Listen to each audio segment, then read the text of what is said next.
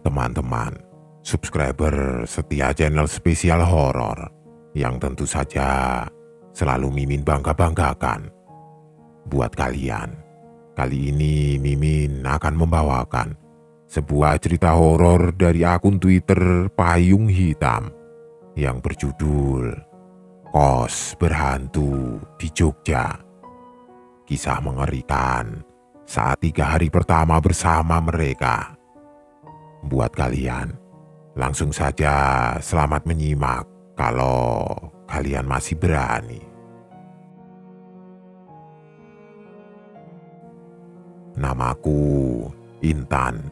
Aku akan bercerita tentang pengalaman yang tidak bisa aku lupakan sampai detik ini.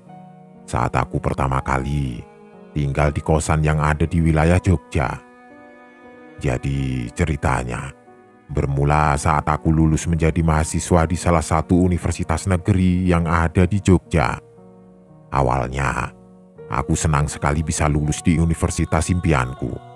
Dan yang paling membuatku semangat entah kenapa aku senang sekali membayangkan aku harus merantau dan belajar hidup mandiri. Karena aku tinggal di Malang, jadi mau tidak mau aku harus merantau dan hidup mandiri di Jogja. Di sana, aku bakal ketemu teman-teman baru dan lingkungan baru. Karena jujur saja, aku sedikit jenuh dengan kehidupanku di rumah. Karena orang tuaku terlalu sayang denganku, jadi itu sedikit menghambat minat eksplorku. Iya, karena aku sedikit hobi kesana kemari. Jadi waktu itu, seminggu sebelum aku mulai kuliah pertamaku, aku, ayah, dan ibuku ke Jogja untuk mencari kosan. Di sana, kami sempat kesulitan menemukan kosan. Karena ternyata kebanyakan kosan sudah di-booking, yang akhirnya menemukan juga di hari kedua kami di Jogja. Kos-kosan yang kami temukan itu agak jauh dari wilayah kampus, bahkan sudah di wilayah yang tergolong sepi. Tapi tidak masalah pikirku, toh aku juga bakal dikasih motor untuk ke kampus.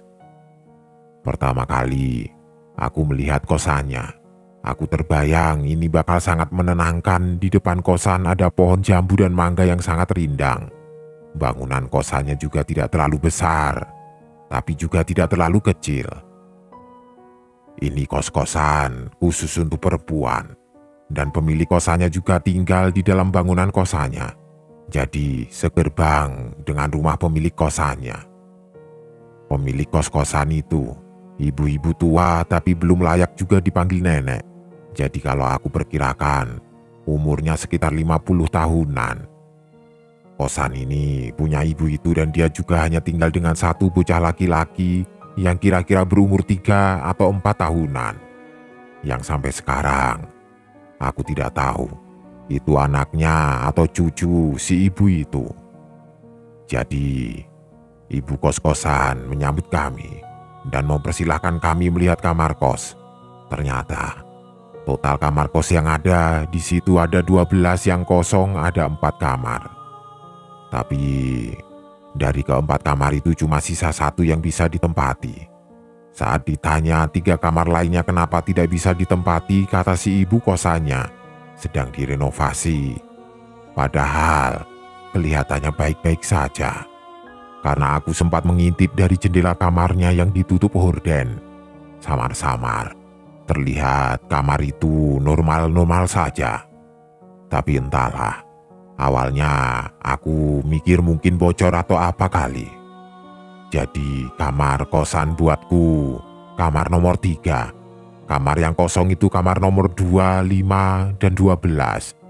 Jadi kamar kosannya ada nomor itu sesuai urutannya. Saat kami masuk ke kamar nomor 3, aku melihat normal-normal saja. Malah aku suka dengan fasilitas yang ada. Dan kamarnya juga luas sekali karena kamar ini sebenarnya untuk 2 orang. Karena ada 2 ranjang yang bertingkat. Tapi di sini aku cuma tinggal sendiri. Tapi yang aku bingung, tidak tahu kenapa awal aku masuk ke kamar itu rasanya dadaku agak berat. Dari awal aku sempat berpikir soal itu, tapi aku cuma berpikir saja, tidak menanyakan dan menceritakan kepada ibuku. Karena sepertinya akan sedikit lebay kalau aku ceritakan karena itu hal kecil banget. Awalnya aku mikir seperti itu. Dan itulah aku sesali kenapa tidak aku ceritakan dari awal ke ibu dan ayahku. Ya sudah, itu hanya penyesalan. Jadi hari itu kami balik ke penginapan lalu balik ke Malang. Seminggu kemudian, di hari Minggu sehari sebelum aku masuk kuliah pertamaku, aku balik lagi ke Jogja dan meninggalkan ibu ayahku di Malang. Itu adalah pertama kalinya aku pergi jauh sendiri dan merantau. Singkat cerita, saat aku sampai di Jogja, tepatnya di kosan, itu sore Minggu aku langsung disapa dengan salah satu anak kosan lain yang saat itu sedang bersih-bersih. "Hai, Mbak baru ya?" katanya. Namanya Dita. "Iya Mbak, aku baru." "Oh iya, kenalkan namaku Intan." "Aku Dita Mbak, baru masuk kuliah ya." Disitulah kami ngobrol-ngobrol sedikit.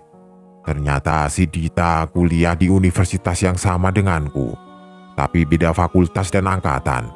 Dita ternyata angkatan 2016. Di situ aku juga pamit mau pulang ke dalam kos, tapi Dita sempat menawarkan untuk main atau sekedar ngobrol-ngobrol ke kosannya.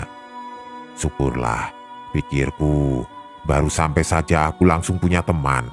Karena Dita kelihatannya sangat humble dan suka bercerita. Ya sudah, aku masuk ke dalam kos. Lagi-lagi pas aku membuka pintu dan masuk, tidak tahu kenapa aku merasa dadaku sesak lagi.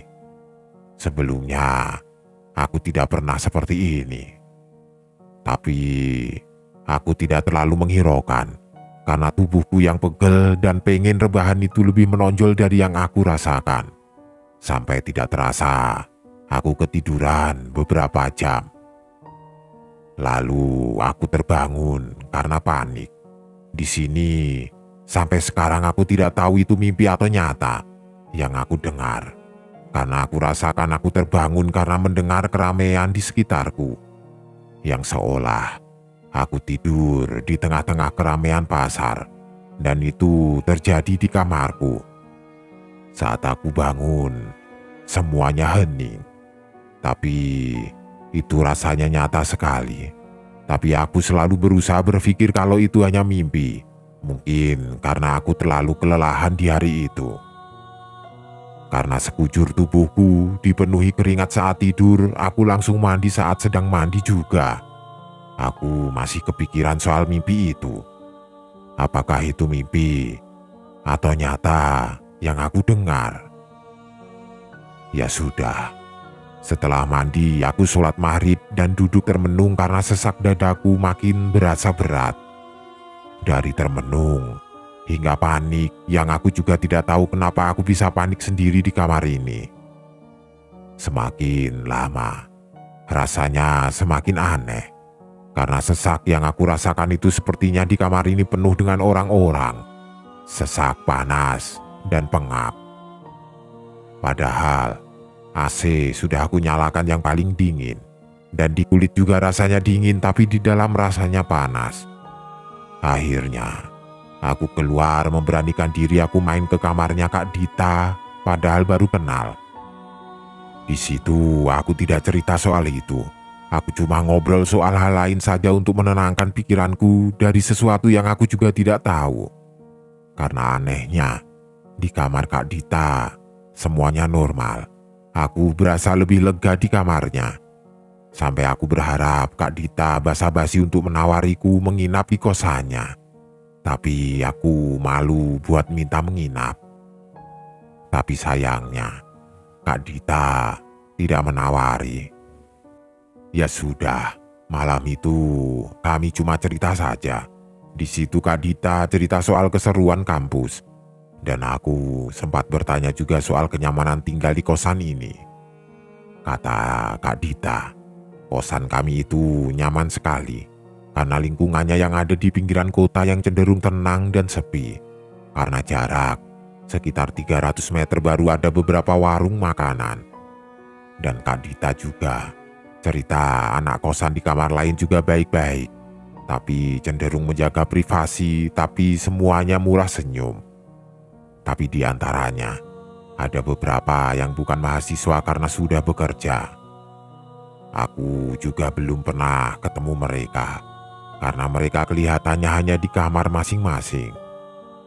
Saat kami sedang cerita, aku kaget melihat bocah yang sedang mengintip di pintu kamar Kak Dita yang setengah terbuka. Kata Kak Dita, adik itu namanya Oki. Dia bocah manis, tapi sayangnya ada sedikit kelainan, dia bisu dan tuli. Tapi setelah setahun Kak Dita tinggal di kosan itu, dia juga ternyata tidak tahu Dek Oki anaknya ibu kos atau cucunya. Karena ibu kosannya sangat dingin dan selalu menghindar untuk berinteraksi dengan mereka. Kalaupun ngobrol, hanya ngobrol yang penting-penting saja. Mungkin karena itu Kak Dita tidak pernah tahu asal-usul adik Oki yang manis itu. Adik itu juga sudah biasa seperti itu. Dia suka melihat kita di dalam kamar kalau pintu dibuka. Tapi dia takut kalau dikasih kue atau semacamnya. Dia cuma melihat sambil mengintip saja dan mondar-mandir di halaman kosan. Karena rumah ibu kos ada di dalam pagar kosan. Lalu setelah kami ngobrol panjang lebar, waktu juga sudah sekitaran jam 22:30. Aku balik ke kamar karena memang sudah sedikit mengantuk. Tapi saat aku mau membuka pintu kamarku, tidak tahu kenapa selalu perasaan takut dan gelisah itu balik lagi.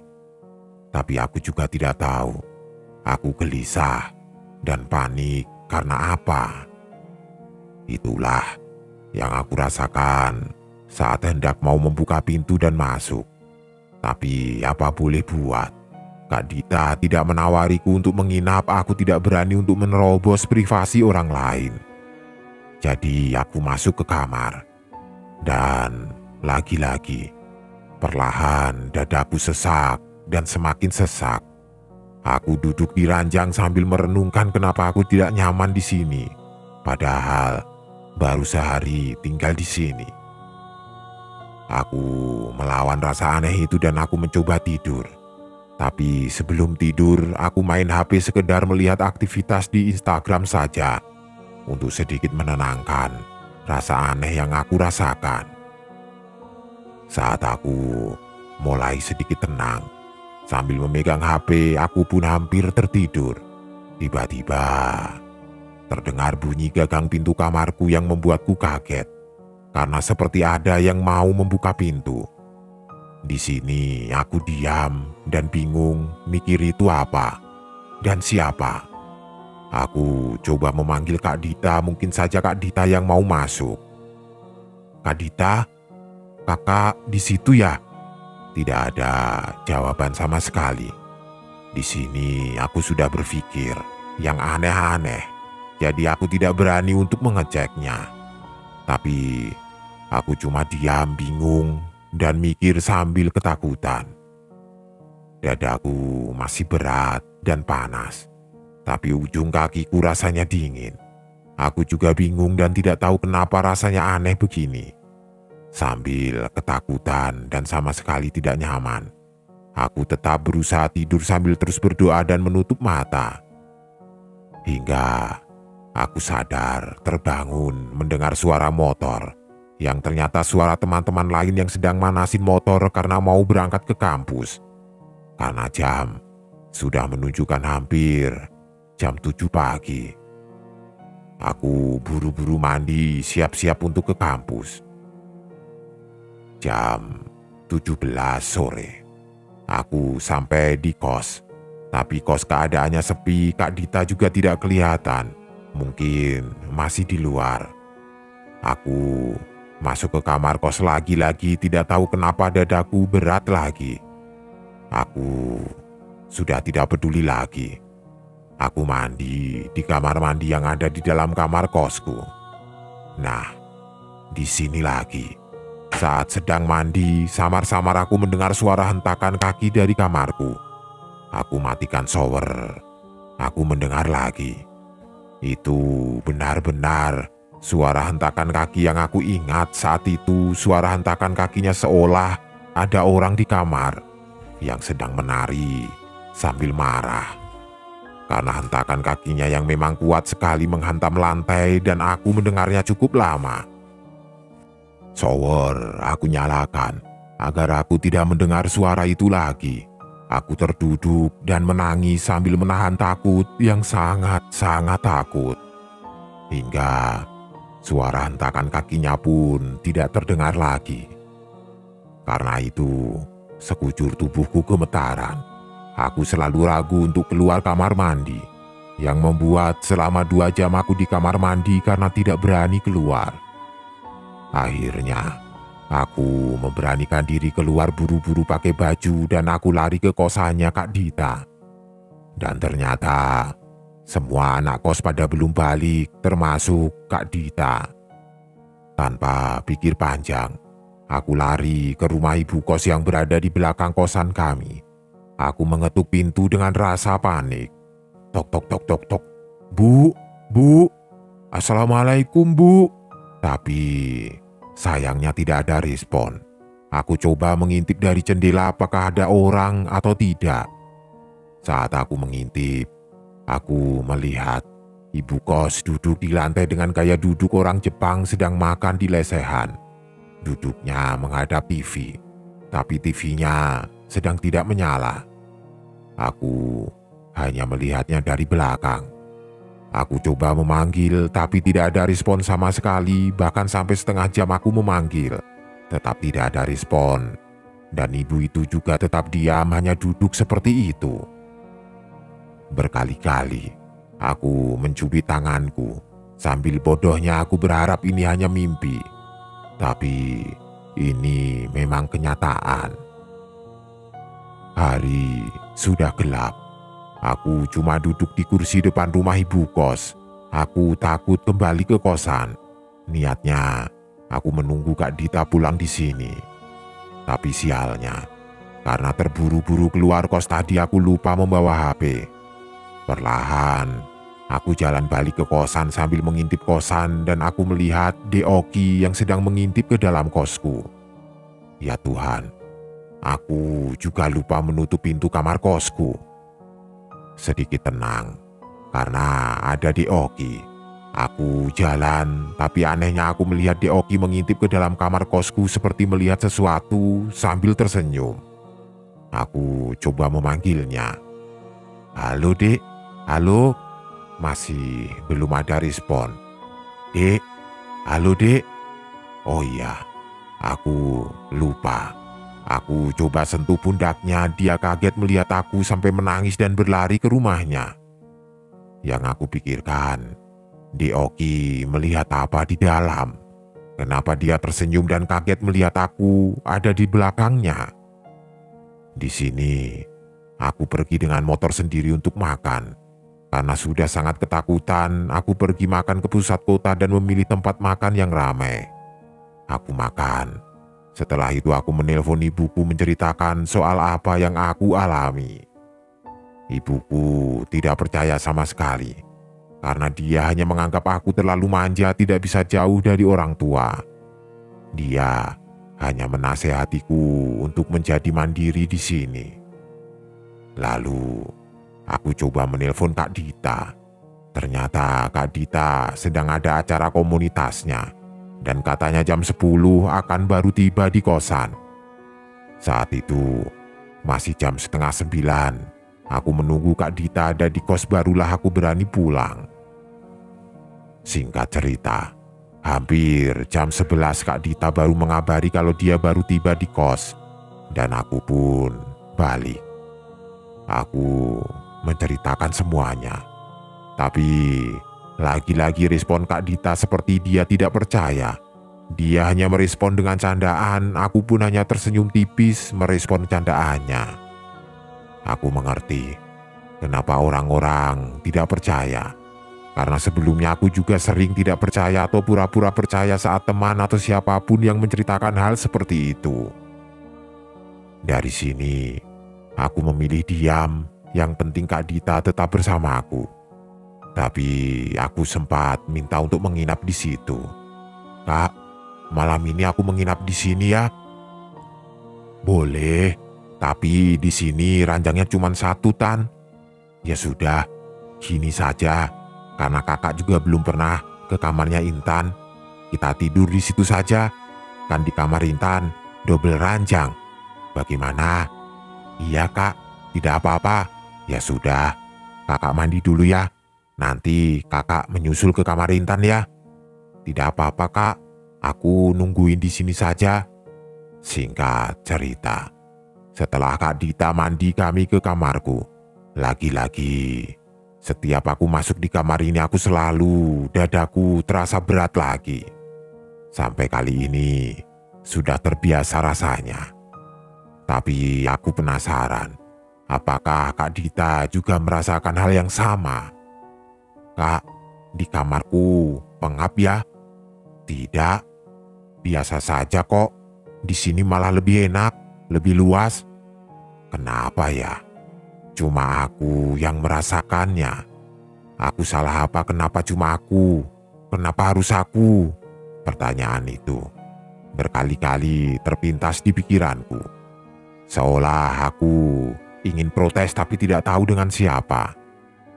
Tapi ya sudah, yang penting Kak Dita juga tidur denganku di sini.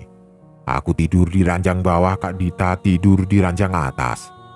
Malam itu, dadaku semakin berat dan aku sulit tidur. Tapi Kak Dita sudah lelap sekali. Aku pun berusaha untuk tidur. Tapi tiba-tiba, aku tersadar terbangun.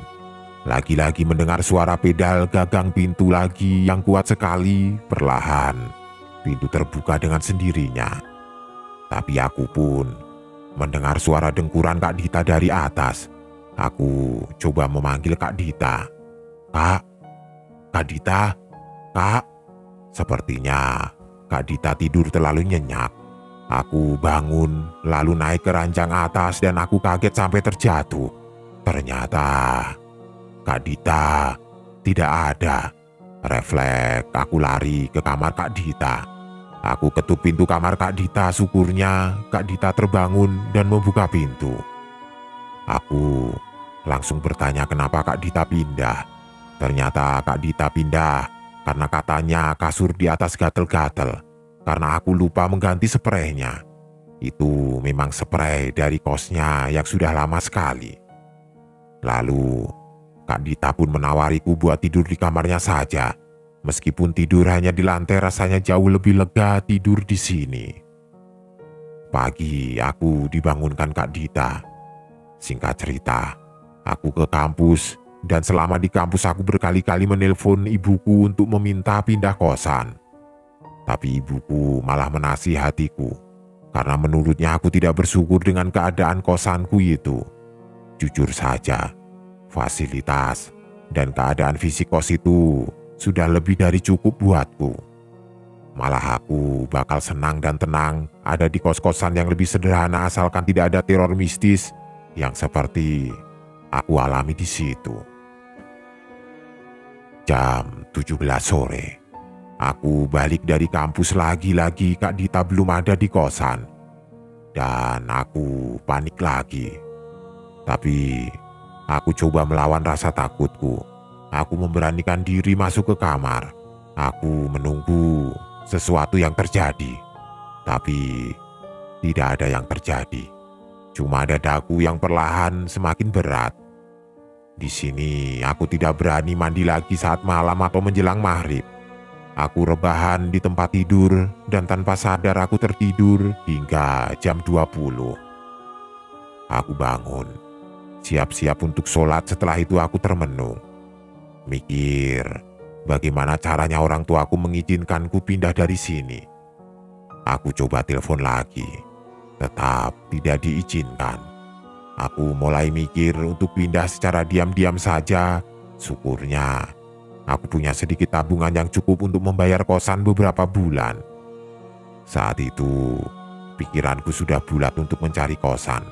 Aku mencoba mencari kosan yang ada di Jogja via online. Saat sedang sibuk dengan laptopku mencari kosan, yang itu aku duduk di ranjang sambil memangku laptop. Aku merasakan seperti orang yang bolak-balik di dalam kamarku, dan itu berasa rame sekali. Tapi aku tidak melihat apapun, tidak mendengar apapun di sini. Tapi benar-benar aku merasakan seperti ada hawa orang lain. Ini rasanya benar-benar aneh. Kalau kalian tidak tahu bagaimana rasanya, kalian bayangkan kalau kalian sedang ada di satu ruangan dengan orang rame, tapi semua orangnya diam, tidak bergerak dan tidak bersuara, dan kalian menutup mata. Pasti kalian tidak melihat wujudnya dan tidak mendengar pergerakannya. Tapi pasti ada semacam indera kalian yang bisa merasakan ada orang lain di dekat kalian. Begitulah kira-kira rasanya. Padahal itu di kamar kosku yang cuma aku sendirian di situ. Nah, saking merasa ramenya, dadaku semakin berat. Ini persis sekali yang kayak di hari pertama aku rasakan. Beratnya tidak seperti berat biasanya, tapi jauh lebih berat, panas, dan pengap. Tapi anehnya, di kulit rasanya dingin sekali, terutama di ujung kaki. Sampai sekarang aku masih merinding mengingat rasa aneh ini. Dan aku masih bingung, tidak tahu kenapa bisa. Lalu saat itu, aku menghubungi salah satu teman baruku di kampus namanya Velin. Padahal baru kenal tadi siang. Aku coba menelpon Velin, minta menginap di kosannya dengan nada suaranya yang sedikit ragu. Velin mengiyakan permintaanku. Aku pun buru-buru menyiapkan semua barang-barangku, membawa semua barangku, berharap ini malam terakhirku di sini. Padahal saat itu aku masih belum menemukan kos-kosan yang baru. Saat sedang siap-siap, aku mendengar suara pintu kamar Kak Dita dibuka. Pas sekalian keluar, aku mau pamit juga dengan Kak Dita dan mau makasih sebesar-besarnya sudah menemaniku semalam. Setelah siap-siap dan akan keluar kamar, kamarku tidak bisa dibuka. Di sini aku panik sepanik-paniknya. Aku paksa tarik gagang pintunya tapi benar-benar tidak bisa. Aku tidak bisa berpikir secara jernih. Aku berteriak dari dalam, berharap Kak Dita mendengar. Aku berteriak benar-benar sekuat tenaga karena aku panik sekali. Tapi Kak Dita tidak mendengar, padahal dia sedang menyapu teras kamarnya. Aku memukul-mukul jendela tetap tidak terdengar. Aku menangis di sini dan dadaku sesak sekali. Hingga di sini, aku baru tersadar betapa bodohnya aku. Tidak menghubungi Kak Dita melalui telepon. Entahlah, mungkin karena aku memang tidak bisa berpikir secara jernih di saat itu. Syukurnya, Kak Dita mengangkat telepon dan langsung ke kamarku. Ternyata, aku terkunci dari luar. Tapi, sampai sekarang aku tidak tahu siapa yang mengunci dan bagaimana bisa terkunci. Logikanya, kalau terkunci harusnya aku mendengar saat di dalam kamar, karena suara klik kuncinya lumayan kencang. Tapi ini sama sekali aku tidak mendengar suara kliknya. Dan yang lebih anehnya lagi, kenapa Kak Dita bisa tidak mendengar saat aku berteriak, padahal aku mendengar suara pintunya terbuka dari dalam. Logikanya, harusnya dia mendengar juga suara dari dalam kamarku. Tapi saat itu Kak Dita membuka pintu, dia kaget. Kenapa aku bisa terkurung? Saat itu suaraku sudah serak, nyaris tidak ada. Aku menangis dan sekujur tubuhku berkeringat. Kak Dita langsung memelukku. Mungkin saat itu pelukan itu sangat berarti buatku. Aku benar-benar butuh tempat berlindung. Lalu Aku pamit dengan Kak Dita untuk pindahan kos malam itu juga. Biarpun sebelumnya dia kaget kenapa aku pindah, aku cuma bilang aku ketakutan di sini. Singkat cerita, aku sampai di kosan Velin. Dia kaget aku membawa semua barang. Tapi syukurnya Velin menerima aku tanpa keberatan sama sekali. Aku pikir dia akan sangat keberatan. Disinilah aku cerita semuanya apa yang terjadi. Dan Velin juga orang yang pertama menganggap cerita ini adalah cerita serius. Bahkan Velin menawariku untuk sementara tinggal bareng dia di kosannya. Terima kasih buat Velin. Di sini dia benar-benar superhero-ku. Malam itu, akhirnya aku bisa merasa lega. Biarpun saat mandi aku masih trauma. Padahal saat mandi di kosan Velin tidak ada yang aneh-aneh. Cuma karena aku masih trauma saja. Di malam ini, selama semalaman aku tidak bisa tidur. Tidak tahu kenapa biarpun aku sudah jauh lebih tenang, tapi ketakutan ini masih belum pergi. Aku benar-benar trauma. Hingga pagi, aku belum tidur, tapi kami harus ke kampus. Saat di kampus, aku lemas sekali yang akhirnya pingsan. Singkat cerita, akhirnya selama kurang lebih seminggu aku demam. Cuma bisa tidur di kosan Velin. Yang akhirnya ibuku datang di sini dan aku bercerita lagi apa yang terjadi di kosan lamaku. Ibuku masih tetap menganggapku tidak bersyukur dengan keadaan kosan itu. Mungkin karena aku pergi menginap di kosan Velin yang jauh lebih mewah. Karena kosan Velin bisa dikatakan bukan kosan lagi tapi semacam apartemen, semua fasilitas ada, termasuk kolam dan taman. Sampai sekarang, ibuku masih tidak percaya dengan itu. Dan aku juga masih bingung dengan apa yang aku rasakan sebelumnya. Tapi selama aku tidur di rumah Velin, aku juga bingung kenapa aku sering sekali mimpi tentang Deoki. Aku lupa soal mimpinya. Tapi yang aku ingat itu adalah Deoki. Aku juga bingung soal ibu kosnya. Dari semuanya aku benar-benar bingung dengan ibu kos itu. Tapi kenapa cuma aku yang merasakan keanehan itu? Kenapa Kak Dita dan anak-anak kos yang lain di situ tidak merasakan apapun? Sampai sekarang, aku masih bingung dengan itu semua. Tapi itu sudah lewat. Aku juga sudah tidak trauma lagi dan tidak lagi merasakan hal-hal seperti itu semenjak aku tinggal bersama Velin di kosannya.